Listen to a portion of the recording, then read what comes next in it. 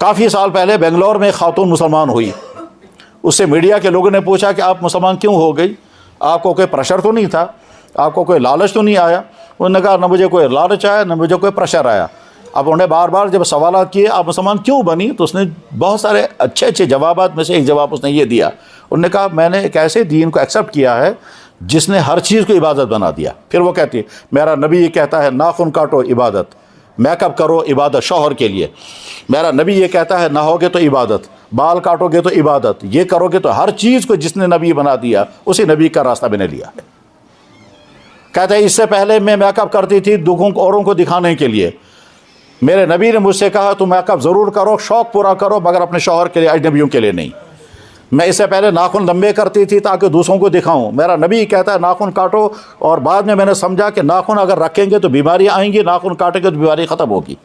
میں اس سے پہلے واش روم جاتی تھی نہاتی تھی، مگر میں سمجھتی تھی مجھے باڈی صاف کرنی ہے، میرے نبی نے کہا تم اس طرح کے نہاؤ وہ عبادت بن جائے گی۔ تو جس نبی نے میری ہر چیز کو عبادت بنا دیا اسی نبی کا راستہ میں نے لیا۔ اللہ نے اپنے پہلے نبیوں میں سے کسی نبی کے بارے میں یہ نہیں کہا کہ دنیا کے تمام انسانوں کے لیے یہ نمونہ ہے، کسی نبی کے بارے میں نہیں کہا۔ ہر نبی نمونہ ہے مگر اپنے زمانے کے لیے، ہمیشہ کے لیے نہیں۔ مثلا حضرت عیسیٰ علیہ السلام اللہ کے نبی ہیں، کوئی شک نہیں۔ ہمارا ایمان جیسے حضرت محمد رسول اللہ صلی اللہ علیہ وسلم پر ایمان ہے، ایسے حضرت عیسیٰ علیہ السلام پر بھی ہمارا ایمان ہے۔ اور اگر کوئی انسان یہ کہے گا عیسیٰ علیہ السلام عیسائیوں کے نبی، ہمارا ان پر ایمان نہیں، اور موسیٰ علیہ السلام یہودیوں کے نبی، ہمارا اس پر ایمان نہیں، تو اس کا ایمان ہی ختم ہو جائے گا، اس روزی نے پت ایمان، کیونکہ ہمارے نبی نے حکم دیا ان پر بھی ایمان لاؤ۔ آمنت باللہ و ملائکتی و کتبی و رسلی، تمام رسولوں پر ہمارا ایمان۔ ایمان کا مطلب کیا ہے؟ ایمان کا مطلب ہم نے آنکھ بند کر کے مان لیا کہ میں سیری خدای سے بند، خدای سے نبی، تو من پاس وہی نازل کرتا کہ بس انبیاء کی برحق، لیکن پوری دنیا کے لیے نمونہ ایک بھی نہیں۔ حضرت عیسیٰ علیہ السلام ساری دنیا کے لیے نمونہ نہیں بن سکتے، مثلا شوہر کے لیے عیسیٰ علیہ السلام نمونہ نہیں بن سکتے، انہوں نے نکاح ہی نہیں کیا۔ اولاد والے کے لیے نمونہ بن نہیں سکتے کیونکہ ان کی اولاد تھی ہی نہیں۔ بزنس مین کے لیے وہ نمونہ نہیں بن سکتے کیوں انہوں نے بزنس کیا ہی نہیں۔ اور رولر کے لیے وہ نمونہ بن نہیں سکتے کہ انہیں کوئی رولنگ نہیں کی، کوئی حکومت ان کی نہیں بنی۔ تو نبی ہیں مگر نمونہ کے لیے نہیں بن پا رہے، کیونکہ یہ ساری زندگی کے یہ چپٹر ان کی زندگی میں پائے نہیں گئے، اور اس کے مقابلے میں محمد الرسول اللہ ان کی زندگی میں سب کچھ پایا گیا۔ کوئی چیز ایسی نہیں ہے جس کی ہمیں ضرورت ہو اور ہمیں گائیڈنس چاہیے اور جناب محمد رسول اللہ صلی اللہ علیہ وسلم کی زندگی میں کوئی نمونہ نہیں، ایسا نہیں ہو سکتا۔ بہرحال سیرت مبارکہ اسی غرض سے بیان کی جا رہی ہے۔ ظاہر ہے سیرت کا حق کون ادا کر سکتا ہے؟ اس دنیا میں جتنا زیادہ لکھا گیا جناب رسول اکرم صلی اللہ علیہ وسلم کے ذات گرامی کے متعلق اتنا کسی پر نہیں لکھا گیا، حالانکہ ہمارے نبی سب سے بعد میں آئے۔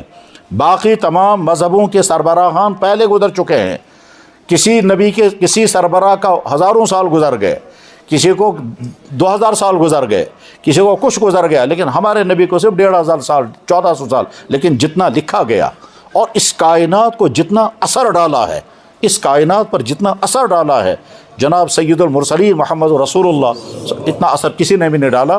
ایک انگریز نے کتاب لکھی ہے اور وہ کتاب یہاں بھی اویلیبل ہے، اس نے انگریزی میں کتاب لکھی، اس کا ٹرانسلیشن اردو میں بھی ہوا۔ کتاب کا نام ہے 100 بڑے آدمی، انگریزی میں ہے دا 100، 100 انسان، 100 بڑے انسان۔ اب پوری انسانی تاریخ میں اس نے اپنی سوچ کے مطابق 100 آدمی منتخب کیے، یعنی یم ہاتھ نفر سے تم یمو واریاہ زیادہ اثر تو مجھے پور انسانن پہ کائنات پر سب زیادہ اثر ڈالا ہے۔ اب اس نے چوزنگ کیسے کی، وہ چوزنگ صحیح ہوئی یا غلط ہوئی ہمیں اس سے بحث نہیں ہے، لیکن بہرحال وہ بہت بڑا تاریخ کا ماہر ہے، پوری انسانی تاریخ میں سے 100 آدمی منتخب کیے۔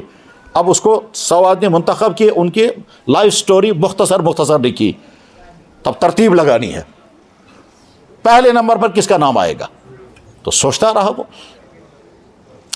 یورپین ہے لہذا کسی یورپین سکالر، کسی یورپین رولر، کسی یورپین نبی، کسی کا نام وہ لا سکتا تھا۔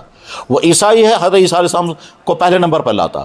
وہ یورپ کا ہے، وہ کسی یورپ کے فوجی جنرل مثلا نیپولین کو یا ہٹلر کو لاتا، یا کسی رولر کو لاتا، ابراہیم لنکن کو لاتا، یا کسی سائنٹسٹ کو لاتا، یا کسی مفکر سکالر کو لاتا، یا کسی فلسفی، کسی کو بھی لا سکتا تھا، لیکن اس نے سب سے پہلے نام لیا محمد رسول اللہ.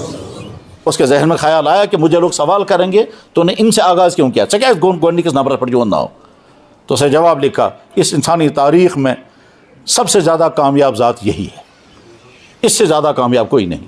یہ دشمن کہہ رہا ہے, یعنی وہ شخص جس نے ان کو مانا نہیں, نبی نہیں مانا ہے, وہ بھی لکھ رہا ہے. یہ کتاب یہاں موجود ہے, بلکہ میں نوجوانوں سے کہوں گا کہ اس طرح کی کتابیں ضرور پڑھنی چاہیے.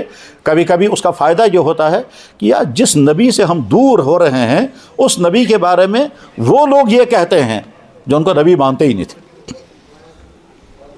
کبھی کبھی اس ٹاپک کو پڑھنا چاہیے کہ بڑے بڑے دنیا کے سکالروں نے, بڑے بڑے دنیا کے آتھروں نے, بڑے بڑے دنیا کے فلسفیوں نے جناب یہ محمد رسول اللہ صلی اللہ علیہ وسلم کے بارے میں کیا کیا کہا ہے. میں نے ایک دفعہ ایک جملہ پڑھا, ایک انگریز نے لکھا کہ محمد صلی اللہ علیہ وسلم تاریخ لائٹ میں پیدا ہوئے ہیں. بس کہتا ہے وہ تو تاریخ لائٹ میں پیدا ہوئے. میں سمجھا ہی نہیں اس جملے کا مطلب کیا, اس میں کون سی بڑی بات اس نے کہی. لیکن بعد میں جب تحقیق کی تو پتہ چلا یہ تو بہت بڑی بات کہہ رہا ہے, وہ بہت ہی بڑی بات کہہ رہا ہے وہ. اور یہ سمجھیے سالہ سال کی محنت کے بعد اسے یہ جملہ بولا ہے. لیکن اس کو جب سمجھیں گے ہم ڈیٹیل میں, کیا کہتے ہیں, وہ یہ کہتا ہے کہ باقی تمام مذہبوں کے جتنے سربراہان ہیں ان کی زندگی پر پردہ پڑا ہوا ہے, ساری چیزیں ہمارے سامنے نہیں ہیں. فلانے کا بچپن ہمیں نہیں معلوم, فلانے کی جوانی کے بارے ہمارے سامنے اس کے حالات نہیں ہیں, فلاں شخص نے رولنگ کیسے کی یا نہیں معلوم ہے, فلاں آدمی کی معاشی زندگی کیسی تھی ہمیں نہیں معلوم ہے, ان کی سیاسی زندگی کیسی انہیں نہیں معلوم, انہوں نے بولا کیا ہے وہ ریکارڈ میں کہیں نہیں, ان کی زندگی کے اہم ترین کا ان کی پرائیویٹ لائف کیسی تھی ہمارے پاس کچھ نہیں ہے. تم ڈارک میں ہیں. اب وہ نام لیتا ہے, چاہے بدھسٹ ہو, چاہے مہاتما بدھ ہو, چاہے رام ہو, چاہے کرشن ہو, چاہے عیسیٰ ہو, چاہے موسیٰ ہو, چاہے فلاں ہو, چاہے کنفیوشس ہو, چاہے زرتشت ہو, یہ تمام بڑے مذہبوں کے سربراہان ہیں کا کسی کی ساری زندگی ہمارے سامنے نہیں ہے. تاریخ نے کسی کی زندگی کو اس طرح سے ریکارڈ نہیں کیا. اس کے مقابلے میں محمد رسول اللہ کی زندگی کا ایک ایک چیز ریکارڈ میں ہے, پرائیویٹ زندگی بھی ریکارڈ میں ہے. آپ نے زندگی میں کوئی ایک مرتبہ کیا وہ بھی ریکارڈ میں ہے. اسی کو میں کہہ رہا ہوں محمد صلی اللہ علیہ وسلم تو تاریخ کی روشنی میں آئے ہیں. کس نبی پر کتاب کیسے آئی, وہ کتاب ریکارڈ کہاں ہوئی, وہ محفوظ کہاں ہوئی, آگے کیسے وہ چلی ہے, کوئی ریکارڈ نہیں. جتنے بھی مذاہب دنیا میں ہیں کسی مذہب کے پاس تاریخ کے معیار پر ریکارڈنگ نہیں ہے. تاریخ کا جو سٹینڈرڈ ہے, سٹینڈرڈ پر کوئی نبی نہیں اترتا ہے, اور باقی مذہبوں کے سربراہان بھی ان تاریخ کے معیار پر نہیں اترتے ہیں. اسی وجہ سے بہت سارے مورخین اپنے مذہب کے بڑے بڑے لوگوں کو کہتے ہیں یہ تو افسانوی کردار ہے, تاریخ میں ان کا ثبوت ملتا نہیں ہے, بس لوگ کہتے ہیں تھا تو ہوگا لیکن ثبوت ہمارے پاس نہیں ہے. اور اس کے مقابلے میں جناب محمد رسول اللہ ان کی ایک ایک چیز ریکارڈ میں ہے, اور تاریخ کے اعلیٰ ترین معیار پر وہ ثابت ہے, کوئی چیز چھپی ہوئی نہیں ہے. تو خیر سیرت مبارکہ کے متعلق پڑھنا چاہیے اور ڈیٹیل کے ساتھ پڑھنا چاہیے.